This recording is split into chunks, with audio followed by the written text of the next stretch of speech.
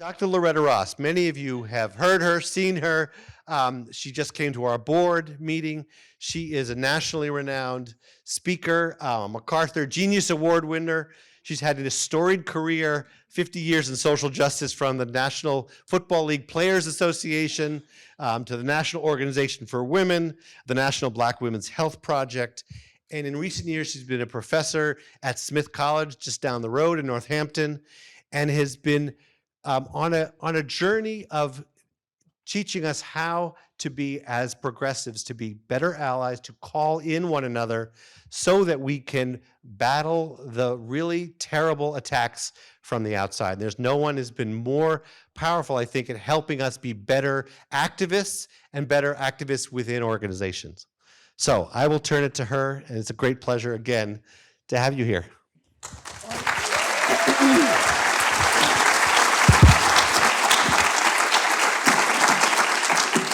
Thank y'all for that warm invitation. Can you hear me?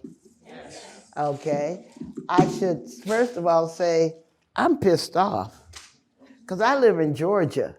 We can't even dream about the things y'all are achieving here in Massachusetts. You know, we live in the part of the country where people routinely cheat because they can't compete. You know, we can't even have voting rights. You know, you hear on the national news about how our governor refereed the very election he was in so that he could wipe off the rolls millions of voters. And Stacey Abrams lost both times. You know, and so I sit here saying, I'm living in the wrong state. Because I already got stuff backwards. I bought my second home in the snow. But now, you know, towards the end of my life, I'm saying, maybe I don't want to live in Georgia forever. Maybe I want to come back to Massachusetts so I can feel what freedom actually might look like, you know? My God. Huh? They need your help in Georgia. Well, we're kicking ass now. We're not taking none of it lying down. You should see us get out to vote in the black community. You would think that they were giving away money. I went to vote last summer for one of those midterm elections, and I'm in the heart of the black community. So people selling chicken wings and the guys with their pants down on their asses and stuff like that. Rap music playing and stuff, people partying in the line.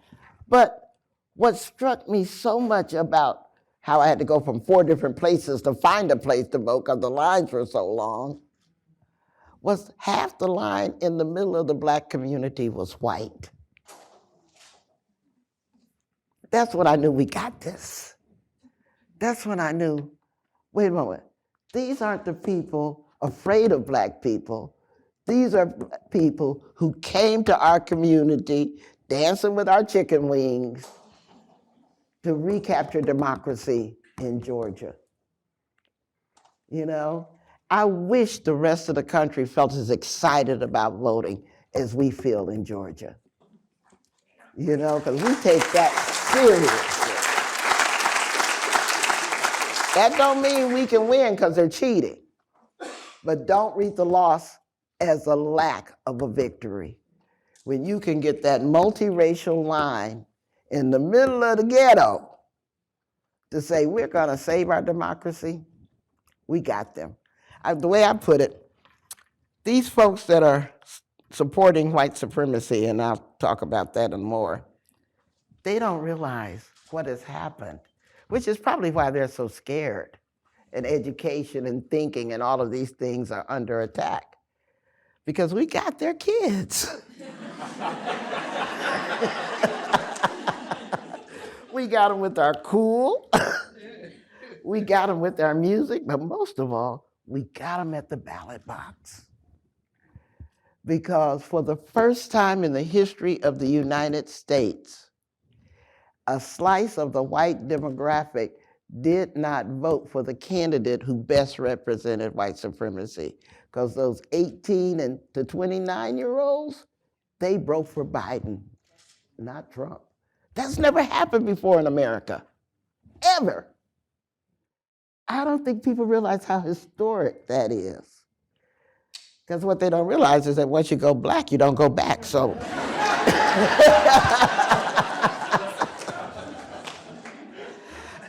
I think that's why they're so panicked. Because they know black folks, people of color, we're going to always protest white supremacy. And if we could have ended it by ourselves, it would have been long gone.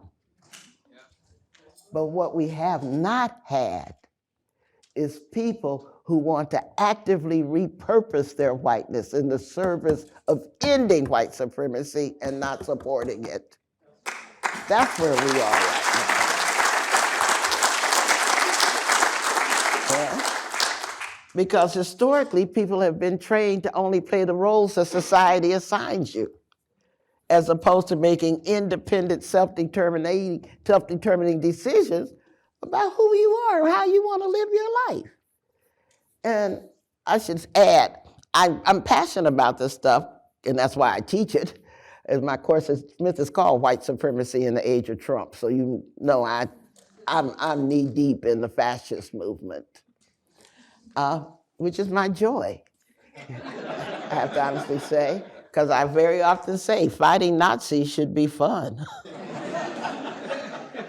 It's being a Nazi that sucks. And I want to make it suck as hard as it can if you're a Nazi.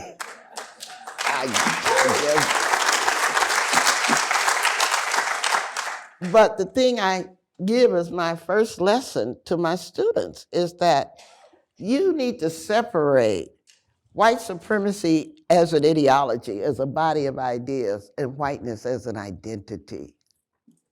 Because those two things conflated is what creates the confusion among people who have the identity of whiteness. Because we're in this society that teaches us that your identity is your destiny. And nothing could be wrong. There's nothing about a black identity that means we should be enslaved. And there's nothing about a white identity that says you be enslavers. That's all made up crap.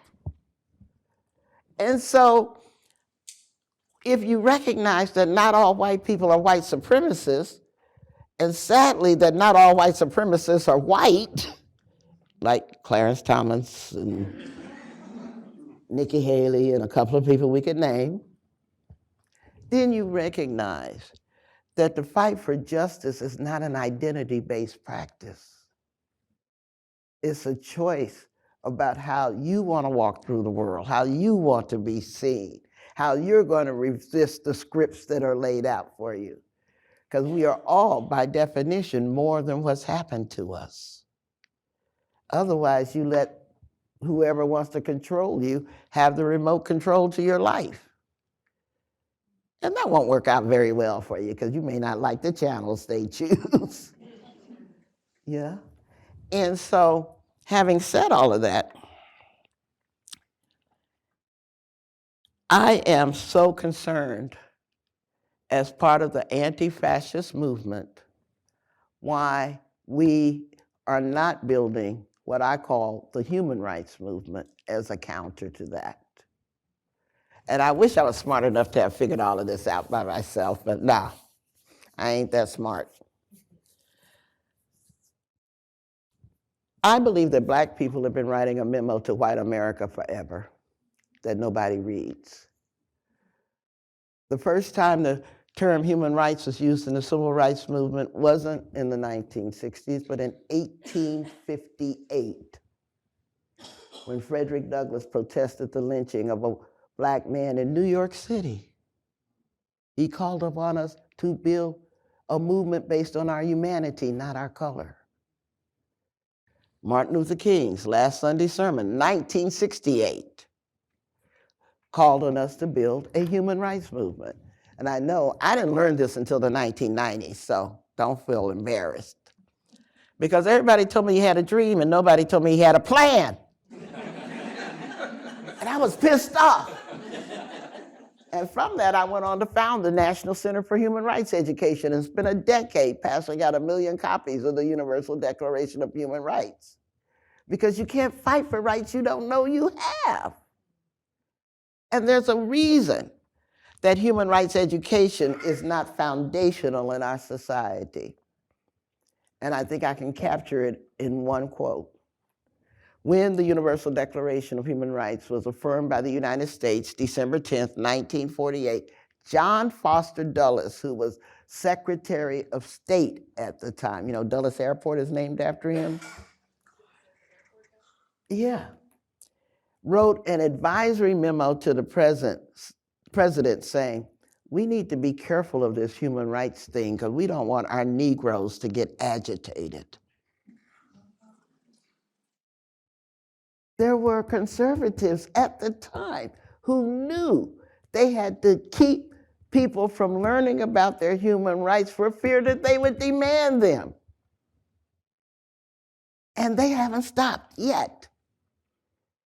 Their attack on education is about the fear of what people could do with knowledge the same way they were afraid to allow slaves to learn how to read.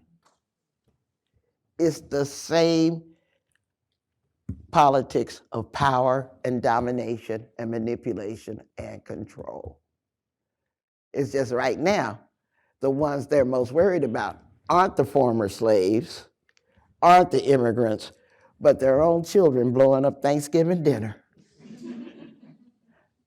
You know, because you can't build enough gates against your own children, against those uncomfortable conversations where people get a pass on their bigotry they've been getting away with for years, and people are like, oh no, I know people who are trans, grandma. Hey, I'm coming out, grandma. On and on and on.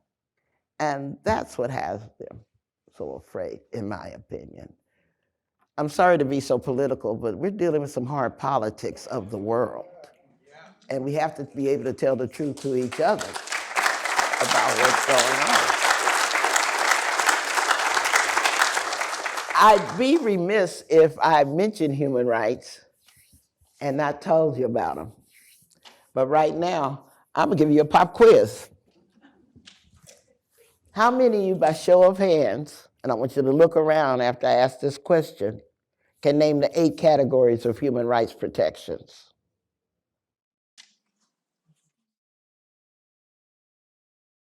I don't see a hand going up. By the way, you're not dumb, like I said. This knowledge has been intentionally kept out of our educational system. And it's not just by Republicans, by the way, because in 1996, I met with the Clinton administration. And y'all may remember back then that Clinton was trying to do something he called Goals 2000 to revitalize the education system of America and create standardization and stuff like that. Well, Hillary Clinton had come to the Beijing Women's Conference in 1995 proclaiming that women's rights are human rights. So I thought that would be a propitious time to go to the Clinton administration and insist that every school child learn about the Universal Declaration of Human Rights. I mean, didn't she just say that? Wouldn't this be a good idea? When you talk about compliance with international treaties, it's the responsibility of the State Department to ensure that for our country. So I met with the representative of the State Department, and she was so kind. I'm not going to out her because she's very famous, but she was so kind, and she, you know, in that polite upper class way, heard me out, crossed her legs and smiled. She said, Loretta, that's a fabulous idea, but it would contradict our policy agenda right now.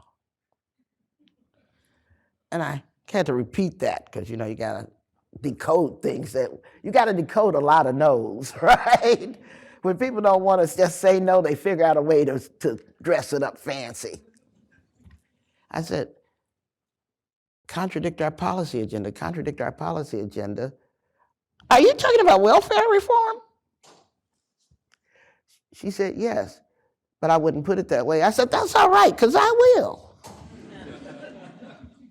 Basically, you're telling me that a Democratic president whose wife just said women's rights are human rights does not want children in the United States to learn about what their human rights are because y'all are getting ready to pass a policy called welfare reform that's about to violate people's human rights. She said, well, I really wish you wouldn't say that. I said, honey, please. What else can I read from that message? You're trying to outright the right. So we actually don't have an advocate for human rights in the White House. Is that what you're basically saying? And meeting was over. But I made it my job for the next 10 years to pass out copies of the Universal Declaration and Human Rights in every language I could get them printed in every social justice movement. That's why y'all are familiar with the concept of human rights as an aspirational goal right now, because those of us in the social justice movement made it our vision. Now we've got to make it part of our educational standards. And so that's one of the reasons human rights is everywhere I touch and teach. So after seeing your perfect score on the POPs quiz, let me stop a minute and tell y'all about human rights. Human rights, by the way, is as old as human society. Every society has created guidelines for how people should treat each other. Whether you're talking Christianity, Islam, the codes of Hammurabi, Zen practices, it doesn't matter. Every society has rules for how to get along together. And so after World War II, what the world community recognized was that what Nazi Germany did in the Holocaust against Jewish people and Black people and queer people and disabled people and on, while it was immoral, it was not illegal. Because countries have a distressing tendency to pass the laws legitimating crap they shouldn't be doing. Like we legitimated Native American genocide. Like we legitimated slavery. Like we legitimated the disenfranchisement of women. We do that over and over and over again. Because it's about power, not justice. So, former First Lady Eleanor Roosevelt decided that we needed a body of laws, traditions, standards, and norms that would prohibit what Nazi Germany did to its own people. Because the laws already existed. International law that prohibited, for example, Germany's invasion of Poland, or Austria, or Czechoslovakia. The Treaty of Westphal from 1648, for those of you who are historians.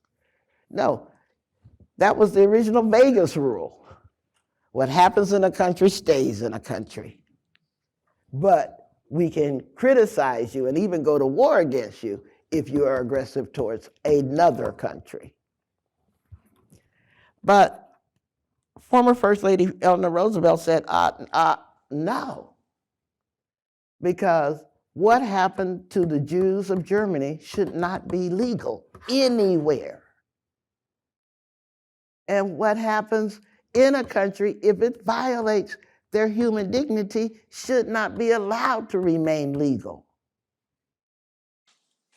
And so she assembled this team of scholars from every religious, philosophical tradition she could find, and they wrote the Universal Declaration of Human Rights, and they presented it to the United Nations for affirmation December 10th, 1948, which is why December 10th is Human Rights Day, if you didn't know that.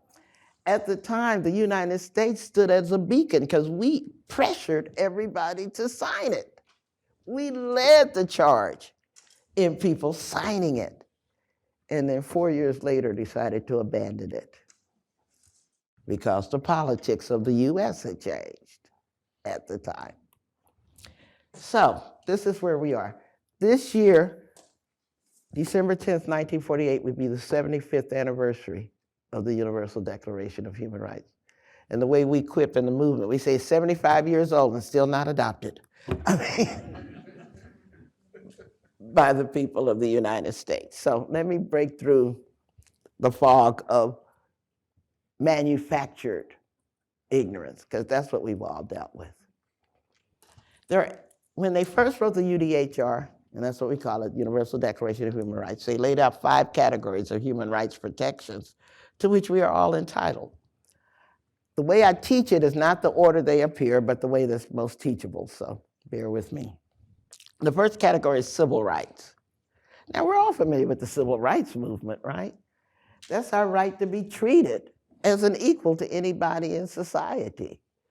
That's most associated with Black people, but I say that every movement against discrimination is a civil rights movement, just like the LGBT movement is a civil rights movement. The disability rights movement is a civil rights movement. Why? Because they have not yet achieved simple equality. The second category is called political human rights. Now, these are the human rights that we unknowingly are teaching when we teach the US Bill of Rights. Freedom of speech, freedom of association, the right to vote. Though we did learn in Bush versus Gore, we don't have the right to have our votes counted. Oops. And we're still getting all these attacks on our political rights with the voting suppression. And by the way, most voting suppression is being framed as an attack on Black and brown voting rights, but they are most busiest removing voting precincts near predominantly white liberal schools. Like I said, they're afraid of their own kids, creating requirements that you can't vote out of state if you live in another state to go to school. No absentee ballots for out-of-state students. They are really going after their own kids. And yet it's framed always as an anti-Black measure. Yeah, they've always been against our right to vote. They rarely have never ever said, we're not gonna let our own children vote. This is different, because they know we got them, like I said. The third set of rights is called economic human rights. This is our right to have the economy managed in such a way that it meets our people's needs, just like y'all just did in Massachusetts. My God. We wish we could do that nationally, because right now the economy is only being managed to meet the needs of Wall Street, not Main Street. And we all can ask the question, how did you bail out the banks and not the homeowners who lost their homes? How did that become the biggest priority? The assholes who made the bad decisions got rewarded, and the people who were the victims of those decisions got displaced. You have some messed up priorities, America. And this was done by President Obama, so let's not be clear. With that bad advice from Larry Summers, but we can go there. Right? The Republicans did cause the mess, but the Democrats handled it badly. So they're both complicit. The fourth category are called social human rights. Now, when you teach this, have your students imagine what human needs are. What do you need to be a human being? There are some things that are quite convenient, like food, shelter, education, water, healthcare. Aren't those some damn inconvenient things to have, really? Social human rights turn human needs into human rights. And that includes the right to public support if you're not unable to take care of yourself, always otherwise known as welfare. The right to support in your old age, which is always otherwise known as Social Security. The right to relief if you can't work, which is already known as unemployment, on and on and on. Now, what I really, really like about social human rights is that it goes right into the teeth of that identity question, because people who resist human rights tend to say, if you don't have the right identity or the right behavior, you don't deserve human rights. We know that script, right? But the beauty of the social human rights framework is how it's framed in 1968, basically saying everyone has the same human rights. Nobody has more or less. But there are times when you have different vulnerabilities that means that you need more from human rights.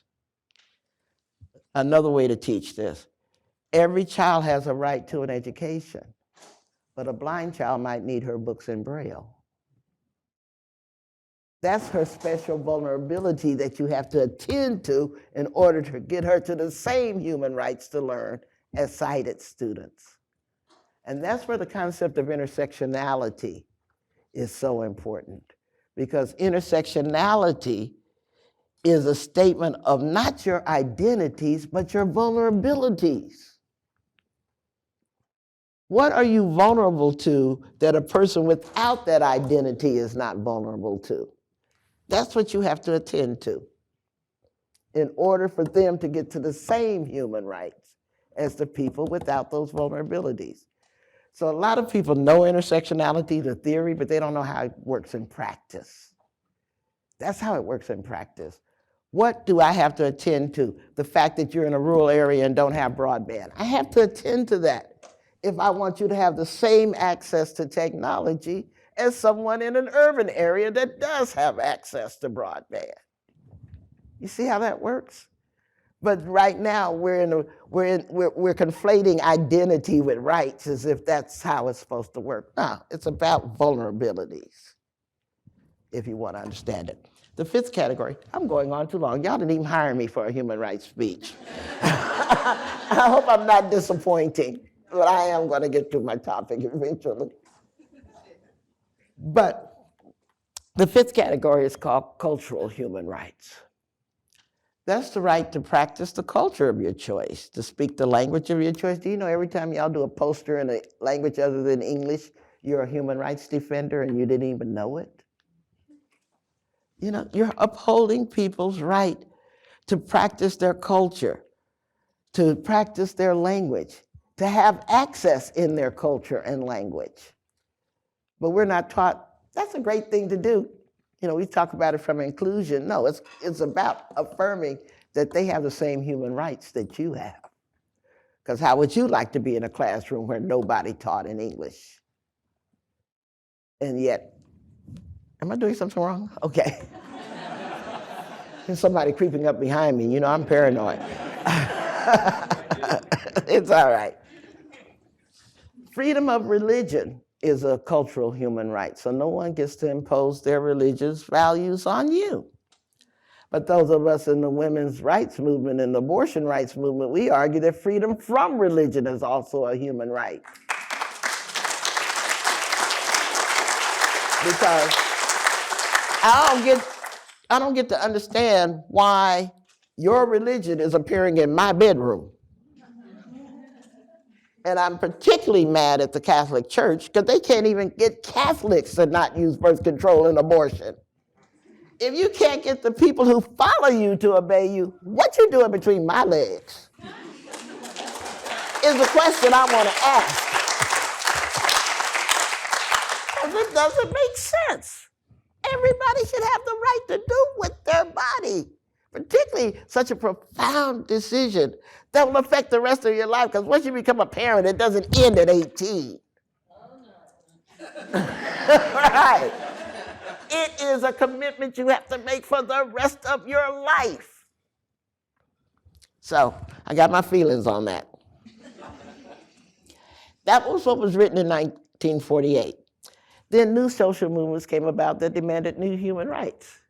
About the middle of the 1970s, some bright person recognized, well, if we don't have clean air and water, we ain't gonna be around to enjoy these human rights for long. So environmental human rights became the sixth category. Now, fighting for, against climate change is an environmental human rights struggle. Fighting to have potable water is a human rights struggle.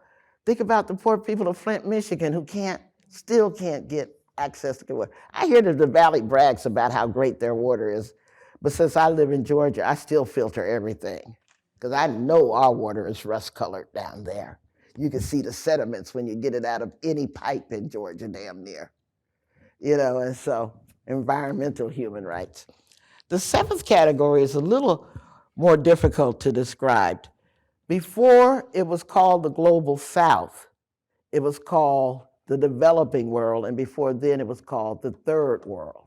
Y'all remember this nomenclature transition? Developmental human rights occurred at the time people in the Global South demanded the right to control their own natural resources and not have them expropriated by the militaries and the corporations of the West. An easy way to teach about developmental human rights is to ask your students, how did America's oil get under their sand?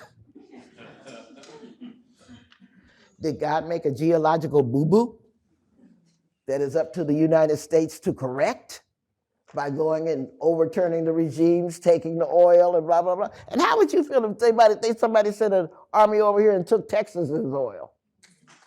How would you feel about that?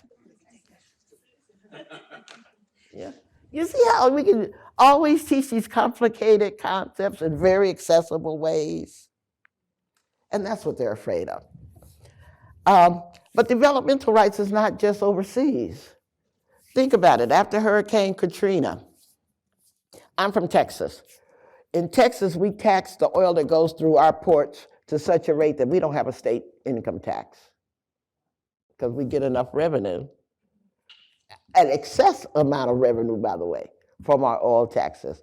Our neighboring state, Louisiana, set up corrupt deals with the oil companies back in the 1930s, so they can't tax us the same rate as Texas does. They can only get like maybe 1/10 of the tax revenue from the oil. And by the way, they're dealing with all the environmental devastation, the oil spills, the fires, the loss of the wetlands, all of that. That's on Louisiana. We ain't even got that going on in Texas. It's Louisiana, Mississippi that's bearing the brunt of that. Yet studies have been done that show that if Louisiana was able to tax its oil being bought through the ports to the same rate of Texas, they wouldn't have needed a dime of federal money to clean up after Katrina. They could have cleaned up everything, rebuilt their schools, rebuilt the levees, stopped the displacement.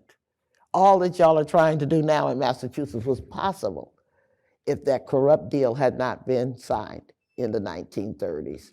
That's a situation of developmental human rights taking place right here. Or how we segregated all the indigenous people to the reservations, and then oops, we discovered that there's valuable minerals now on those reservations. Now we want to get them out of there so we can build these pipelines and all this other stuff and these extractive energy industries to take what we thought was worthless land. So anyway, move right along. Eighth category. Try to count, Loretta. I did learn that somewhere. Are my favorite, actually, and that's called sexual human rights. Because these are the rights that the women's movement started demanding in about the middle of the 1970s, the right to decide if and when we'll marry, to address the question of child brides and sex trafficking of women, to address if and when we have sex, which is one of my favorite, because the right to sexual pleasure is actually a human right. So you can tell your partner, you ain't doing it right, you're violating my human rights.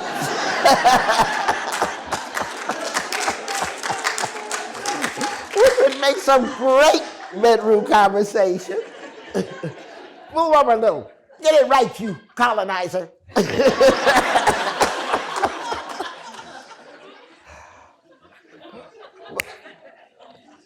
But nonetheless, the right to own your body, to own what you do, how your body gets used, how you have sex, if you have children, all of those things are actual human rights. Now, I am worried because what has happened since the immersion of sexual rights and the concept of sexual citizenship, which is a little bit more I could talk about, but not now. I am worried because the LGBTQ movement is fashioning itself as a sexual rights movement. And that's because, well, hey, the right to decide if and when I'll marry, if I have sex and how and all, if I have kids, that sounds like a good deal to us.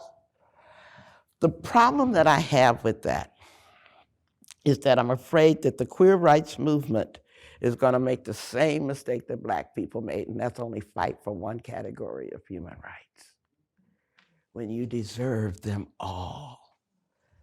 The right to marry doesn't mean freedom from poverty.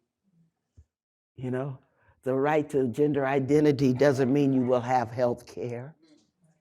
You know, so don't just fight for that one set of rights. Intersect them, fight for them all. That's what I think is necessary. And there is a ninth category of human rights protection that is emerging now, but only treaties are slowly being written about this set of rights, and that's called digital human rights.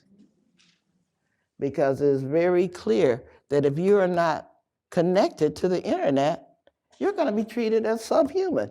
You won't access education, healthcare, banking, all kinds of stuff we take for granted that we're on the phone and the tablet.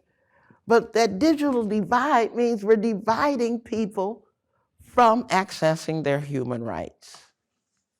So this thing about internet privacy, care about that, because that's a human rights violation.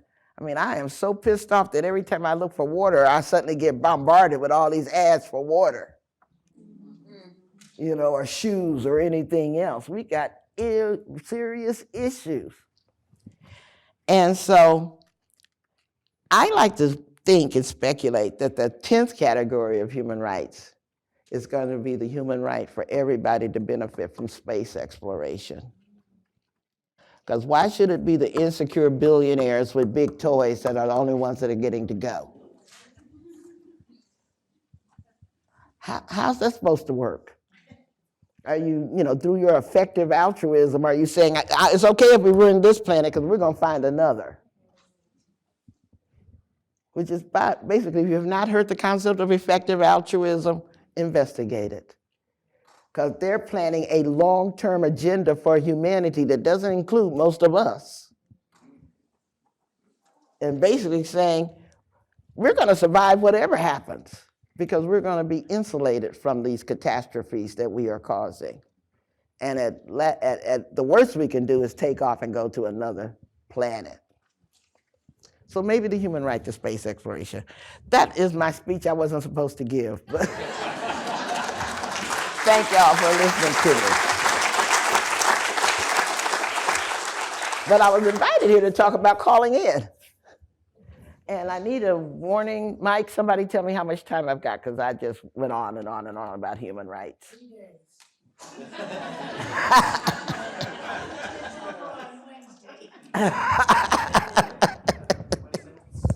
About 20 minutes? Half an hour? Oh, I'm taking bids. Who wants an hour? Go on. I got into calling in work accidentally because I didn't know what I was doing when I was in my early 20s. At 25 years old, I became the director of the DC Rape Crisis Center. The Rape Crisis Center is the first rape crisis center in the country. We just celebrated our 50th anniversary last year. Very proud of that. It has given birth to the Me Too movement and all of this work around domestic violence. Stuff that we take for granted now didn't exist before 1972. We didn't have names for what we're naming now, like trafficking or stalking or stuff. We invented all that kind of stuff. But I was 25 years old, mouthy, and I was the third executive director. One day I got this letter from a man named William Fuller. And William Fuller was incarcerated in Lorton Reformatory, which was DC's prison, for raping and murdering a woman.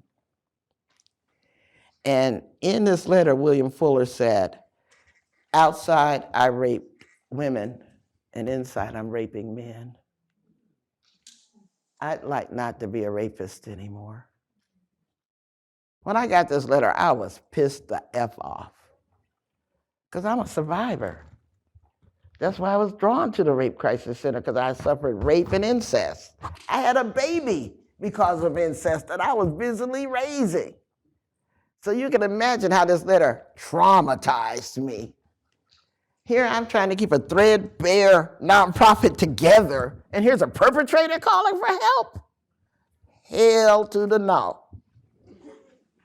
was my first reaction.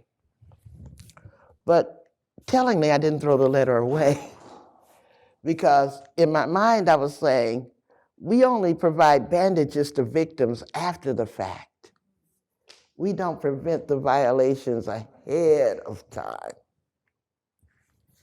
And so I eventually responded to William's letter, found out that they had formed a group called Prisoners Against Rape.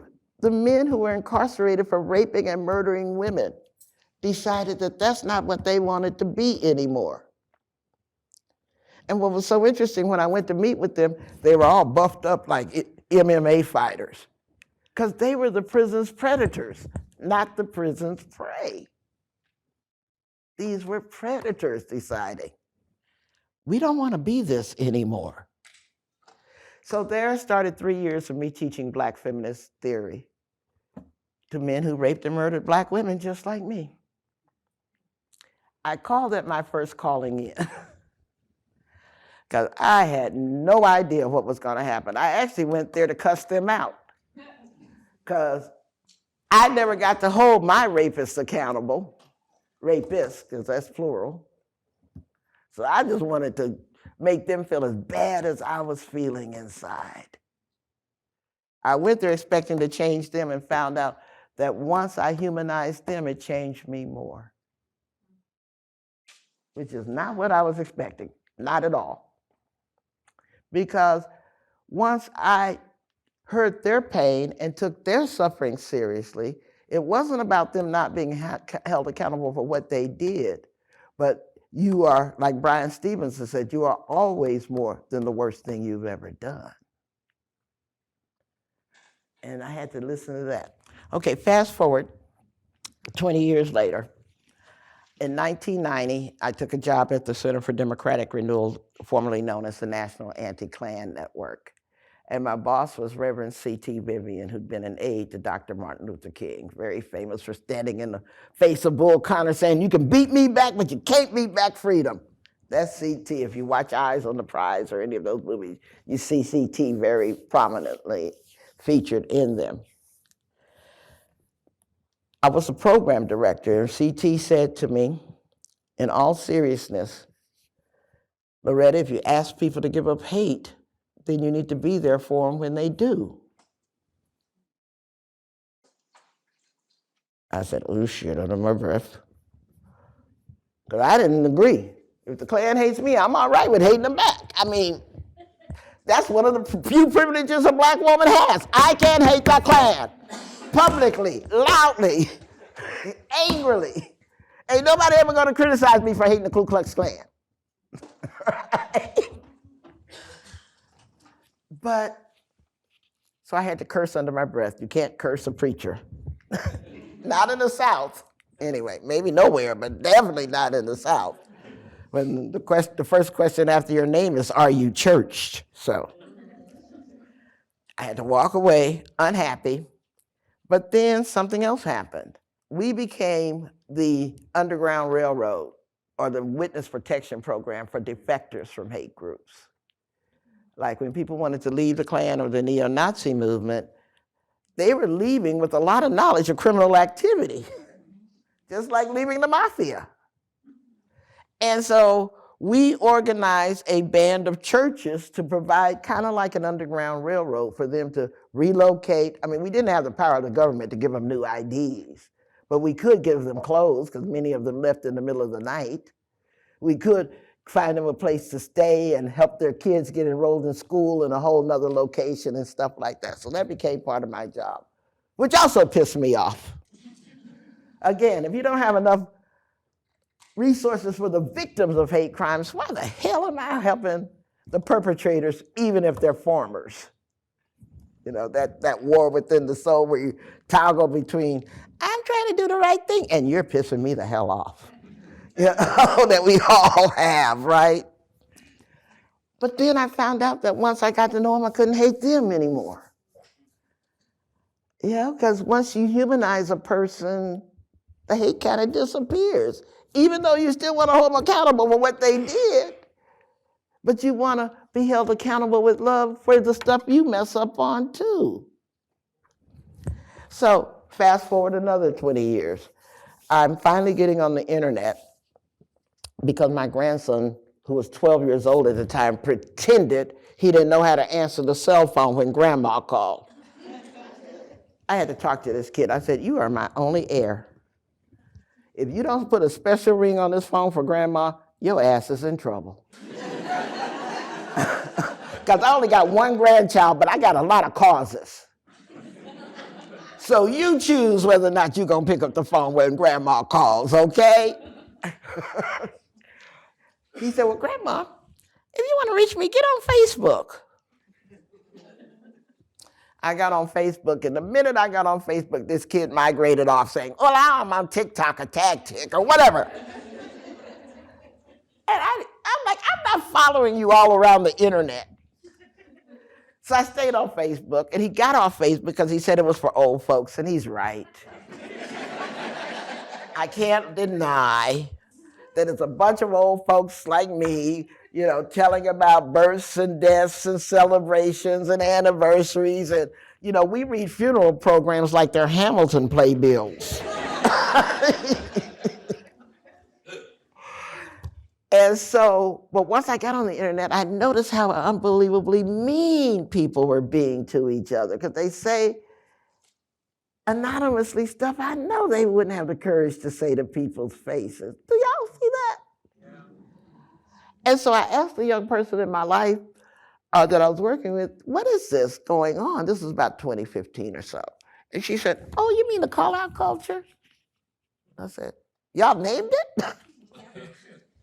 Because I'm just discovering it. And of course, the young people immersed in it had named it.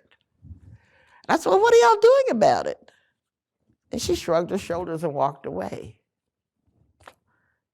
That answer didn't sit well with me, because I kept thinking, damn, when I was your age, I was talking to rapists. And I've talked to people in the Ku Klux Klan. And I've been a member of this white women's feminist movement forever. You don't think I had to learn about calling people in instead of calling them out? Then I realized the lessons I knew, they don't know. They think that there's something inevitable about calling people out. Like there's nothing else they're supposed to do. That is, they're doing the right thing the wrong way in their pursuit of social justice. And so that's where I started this body of work, being more concerned about how we do the work than the issue that we focus on. Because in this face of authoritarianism, neo-fascism, white supremacy, patriarchy, all the forces that is driving the call-out culture, we can't afford to cannibalize each other and expect to survive. And I am noticing that the people who are doing the most fervent call-outs are the ones who are fundamentally convinced that they're right and everybody else is wrong. You know, as if there's only one way up the mountaintop, and if you don't take my way, your ass is lost. Yeah? And then we get into virtue signaling. I want to show I'm more woke than you are. So you can't use that word anymore. And I'm like, girlfriend, get out of TikTok. You know, English is such an imprecise language that two people can say the same word and totally mean something different about it. Who made you the language cop? I got called out yesterday. No. I teach this stuff online. I have online classes for $5 around calling in techniques. You can sign up on my website. I shouldn't say that out loud because they pay me a whole lot more money to talk to y'all today.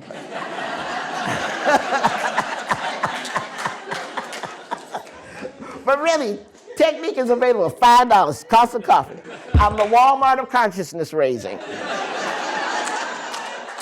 But in my class last Tuesday, we had a participant who was visually impaired, i.e. also previously known as blind. Because again, that's one of those words, you say it and somebody might say, oh, you ain't supposed to say it that way, blah, blah, blah. And so one of the instructions we have as people are telling their truths is that we're not allowed to crosstalk. In other words, that person's truth is their truth. You don't get to comment on it. You don't get to own it. You don't get to reflect on it. Start with your I statements. You know, you can say how you feel about something, but you don't get to mine somebody else's story for yourself.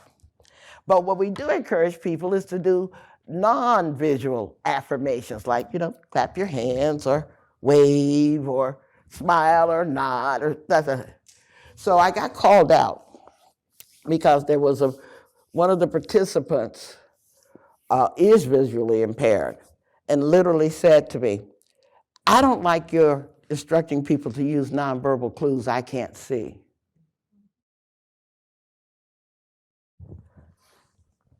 Whenever somebody calls you out, you have to swallow your first response. So I bite my tongue till it's raw every day. Because in the middle of a call out class, I can't call her out. But I want to say, witch! I can't do that. You know, I'm trying to practice what I preach, and I'm a call out queen, so it's hard. It's hard. I think I can levitate somebody faster than I can trap words in my tongue, but I'm doing it all the time. So what I said to her was that it would be almost impossible to set up a set of guidelines that would force human beings not to react to something that emotionally affects them. And if that's what you're asking me to do, I have to politely tell you that I cannot force people in my class not to emote. And I'm sorry that you can't see them emoting, but I have no control over whether they do, nor will I forbid them to do it simply because you can't see it.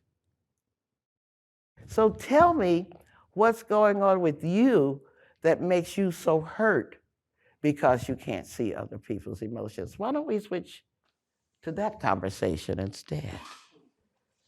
Other than claim that my class is ableist, because that's how she started. Your class is ableist, and it's this and that, and that makes it toxic, because she started on a high horse. But I didn't respond to that, because I'm trying to teach the technique, and I'm trying to practice them. You know, I just listened to her, and this is what I say when someone calls you out. There's a 3-step process. You thank them for their time and attention. You say you've heard them carefully, even as you're making up your own mind about what your response is going to be, because you have no obligation to dance to their tune, right? And then you turn the call out into a call in, because immediately I wanted to know what pain was driving her to cause her to attack people doing that. There's no way to say this is by definition ableist. We're not responsible for the fact that you can't see. You know? But it was that overstatement of harm that we see so much in the call-out culture that was taking place. And yet we tend to freeze and go panicky when somebody does that to us, because they're accusing us of something and we don't know how to respond to it, because someone was saying, well, maybe I was ableist, maybe I was racist, maybe I was this, maybe I don't know. And so we're dealing constantly with unverifiable harm that we can't actually prove took place, or prove that we took that we're responsible for, kind of stuff. And that's what the call-out culture drives, is that hurting people hurting other people, and then justifying their indifference to the pain they cause because they're in pain themselves. So the best way I can think of addressing the call-out culture is to go underneath the attack, underneath the words, and ask about the pain. What is actually driving this for you? You know, you live in a world that you cannot access. Let us talk about how we can work together to address your pain. Because if I only stay up here with you calling me ableist and toxic, we gonna end up in a fight and I'm gonna win. You know, I mean, and that's where we always end up, at that superficial. You haven't invited me into a conversation. You've invited me into a fight because you called me a name. And that's where it all stays. And so I want to close, because I know I'm way out of time, about how this affects our political situations and our political disagreements. Yesterday in the PowerPoint that I didn't use today, I talked about how quickly viral call-outs get magnified. Because first of all, when someone is accused of something, there's a presumption of guilt, not a presumption of innocence. So just by somebody saying, you're sexist, you're racist, you're toxic, you're manipulative, you're whatever, everybody assumes that that's a true statement. And they assume it's a true statement because the person who's making it is claiming harm. And you don't get to investigate how much anybody is hurting. How would they prove that to you? Hell, my doctor can't even tell me without saying, what, on a scale of 1 to 10, how much does this hurt? And he's trained. And I'm always still guessing. I guess a 5, you know? So we don't have a way of really estimating harm or pain.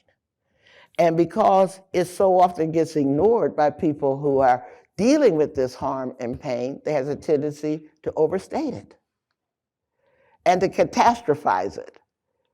You know, oh my God, you used someone, I had another situation. Someone told me that I shouldn't say the word mute when I told somebody to silence themselves on Zoom. Now with that one, I didn't take the time because I was in the middle of 700 students, and I said, baby, take that up with Zoom. We're moving on. Because that's calling it off, okay? And so it gets quickly presumed to be guilty. It gets so quickly abstracted that it goes from Loretta said something ableist to Loretta hates disabled people, because she didn't stop everything to deal with my feelings around those gestures those students are making. And this is all based on, if you're in pain, you think you're an expert on how you hurt, which you may be, but you know, that ain't the whole universe. I get to decide what's ableist or not you, because you don't suffer my disability. And I want to say, girlfriend, you do not want to play Oppression Olympics with me. I went through shit you can't even imagine surviving. But we're not here to play that game. We're here to create a movement where that oppression doesn't happen anymore. And I say frequently, our organizations are not your therapy space. Go get a therapist for that pain and work with us to end the reason you got it in the first place. That's what we're supposed to be doing. Yeah. And I find that many call-outs are driven by proximity. Have you ever noticed that people only call out people that they know can't punch back? They don't go around calling out the people that's going to kick their asses. So it's by safety and proximity. You know, but they don't actually go out and let me go choose the most threatening person and call them out. Oh, hell no. That's why people don't rush in there when the school bully is picking on somebody, even though they know it's wrong. You know? And the sad part is that when you don't intervene against an injustice, you actually end up feeling worse about yourself. You know? And that doesn't work either. Damn, I knew that was unfair, but I didn't want to say nothing. I don't want that target on my forehead. You know, I don't want to turn around and do it to me, kind of stuff.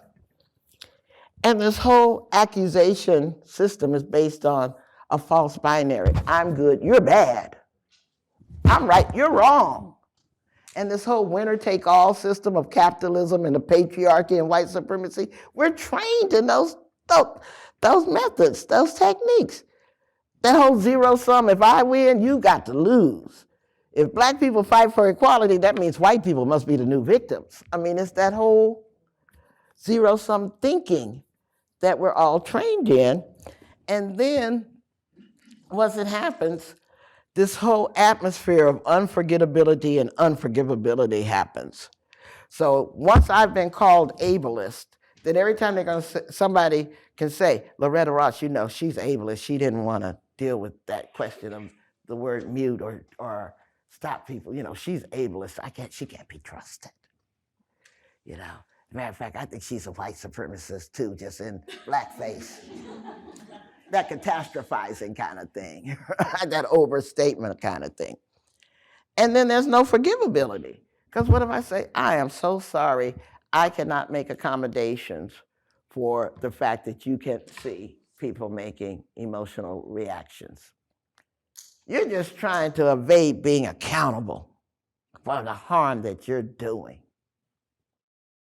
And then if I take the position that I'm not doing any harm, I can't help that you can't see people on Zoom. That is not my fault. Well, then you're just trying to game the system because you should be held accountable. See, so you're damned if you do, damned if you don't. And then once this big shitstorm breaks out, then everybody goes, my name is Bennett, and I ain't in it, and I am not going to paint a target on my forehead, so I'm just going to stay silent and hope it goes away. And that's where the whole concept of being contaminated, getting the political cooties happens.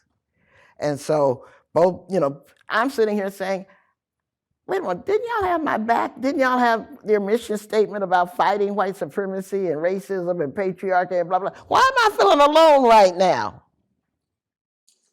Where's my so-called allies? Is it just temporary when it's convenient for you? And then there's always the virtue signalers going to say, of course you're ableist, because they think by joining the bully that they will not get targeted themselves. That's the shitstorm called calling out culture. I think I'm out of time, or I tell you what to do about it, but thank y'all for listening to me.